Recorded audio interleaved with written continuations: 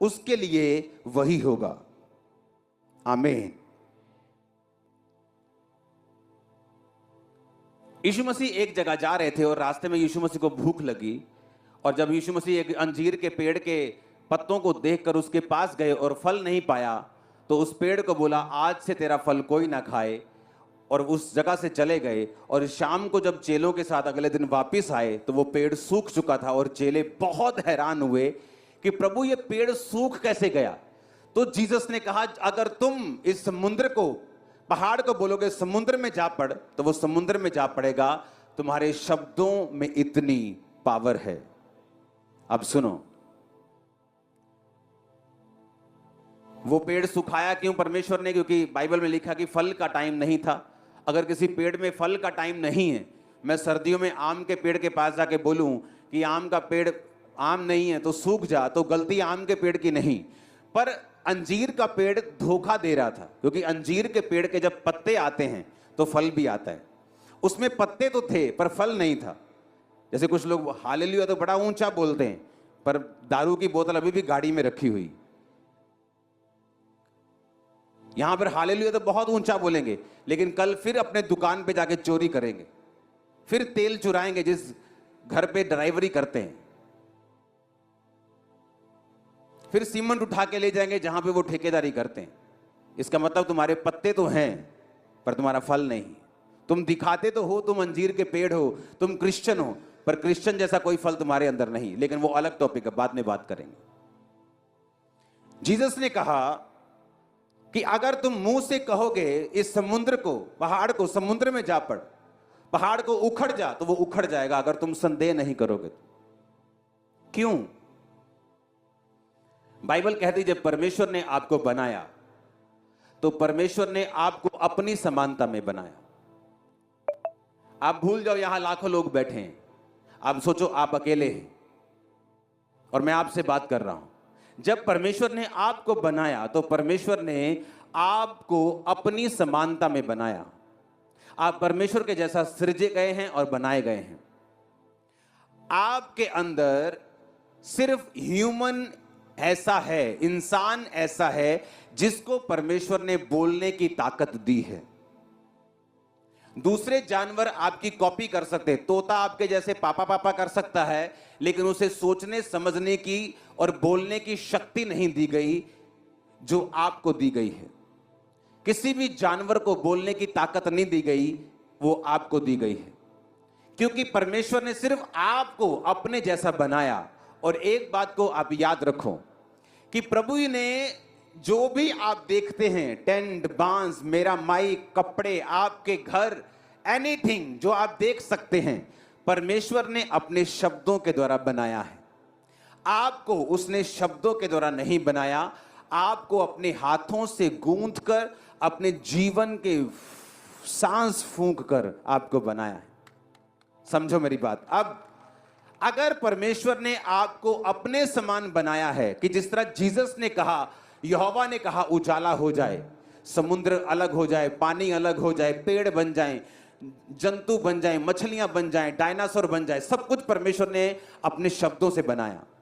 और फिर कहा मैं इंसान को अपने जैसा बनाऊंगा, यानी आप अब परमेश्वर के जैसे बनाए गए हैं। और अब परमेश्वर चेलों को कुछ सिखाना चाहते थे। परमेश्वर ने कहा चेलों को कि तुम ये जानते हो कि कल शाम को मैंने इस पेड़ को सूखने के लिए बोला था और आज सुबह ये सूख चुका है। आज सुबह मैंने बोला था, शाम को ये सूख चुका है, इतना ही फर्क था बस। तो परमेश्वर ने कहा जो कुछ तुम अपने मुंह से कहोगे वो पूरा होगा, लेकिन किसके लिए? यशायाह 57 उसकी 19 आयत, उसने कहा मैं मुंह के फल का सृजनहार हूं। यहोवा ने कहा जो दूर और निकट है दोनों को पूरी शांति मिले और मैं उनको चंगा करूंगा। यहोवा ने कहा मैं मुंह के फल का सृजनहार हूं। मैं मुंह के, बोलो पड़ोसी को, मैं मुंह के फल का सृजनहार हूं। इसका मतलब बता क्या है? यहोवा ने कहा मैं मुंह के फल का, मुंह के क्या? मैं तुम्हारे मुंह के फल का क्या हूं? सृजनहार हूं। इसको हम इब्रानी भाषा में भी मैं आपको पढ़ाऊंगा इसको अभी, क्योंकि मेरे पास इब्रानी भाषा की बाइबल है, मैं आपको उससे पढ़ाऊंगा अभी। अपने पड़ोसी को बोलो, मैं मुंह के फल का सृजनहार हूं। आमीन। यहोवा ने कहा, जो कुछ तुम्हारे मुंह से निकलेगा, तुम्हारे मुंह का फल, मैं उसे फैशन कर दूंगा, क्रिएट कर दूंगा, फॉर्म कर दूंगा, जो तुम्हारे मुंह से निकलेगा। मेरा बच्चा बहुत शरारती है, कोई दुनिया की ताकत अब उसे शरारती होने से रोक नहीं सकती, क्योंकि वो आपके मुंह से निकल चुका है। मेरा बच्चा बहुत ढीठ है, अब वो ढीठ रहेगा, क्योंकि आपके मुंह के फल को परमेश्वर सृज देंगे, क्रिएट कर देंगे, बना देंगे, उत्पत्ति कर देंगे, जो आपके मुंह से निकला है। मैं ऐसे लोगों को पर्सनली जानता हूं। इंटेलिजेंट नंबर 1, ईमानदार नंबर 1, लेकिन उनकी एक गंदी आदत थी, जब भी उनको कोई बिजनेस के बारे में पूछता था, कैसा चल रहा है, चाहे अच्छा भी चल रहा हो, कहना ठीक है यार, मंदे है थोड़े, काम में लस्सी जा होया। कभी भी मैंने उनको फलवंत होते नहीं देखा उनके बिजनेस में। रीजन, यहोवा ने कहा, मैं तुम्हारे मुंह के फल का सृजनहार हूं। तुम्हारे मुंह से जो निकलेगा मैं उसको सृज दूंगा, उत्पत्ति कर दूंगा, उसको बना दूंगा। ओए कल्याणिया, फिर वो कल्याणा ही रहेगा, क्योंकि तुमने बोल दिया। तुमने उस बेटे को कल्याणा बोल दिया, अब वो कल्याणा ही रहेगा, क्योंकि तुम नहीं जानते। परमेश्वर ने कहा, अगर तुम इस समुद्र को भी कहो, पहाड़ को भी कहो, समुद्र में लजा लग, समुद्र को सूखने के लिए बोलो, पहाड़ को उखड़ने के लिए बोलो, और संदेह ना करो, वो हो जाएगा। कैसे, मैं आपको बताता हूं। अगर जीसस ने कुछ कहा है अपने मुंह से, तो वो वेरी वेरी पावरफुल है। हालेलुया।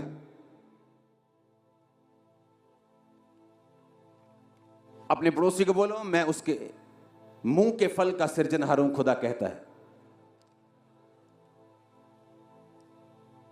आमीन।